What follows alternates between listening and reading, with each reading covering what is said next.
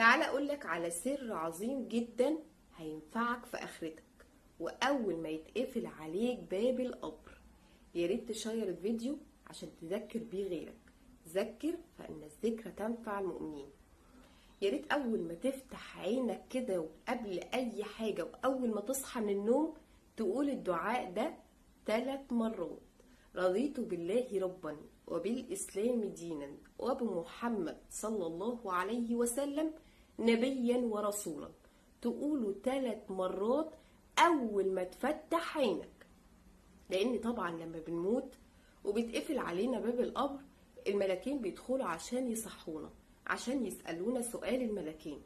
طبعا احنا بنصحى ساعتها اكننا قايمين من النوم، طبعا احنا بنبقى متعودين ان احنا نقول الدعاء ده اول ما بنصحى، فهتلاقينا بنقوله بكل تلقائية قبل ما الملكين يسألونا.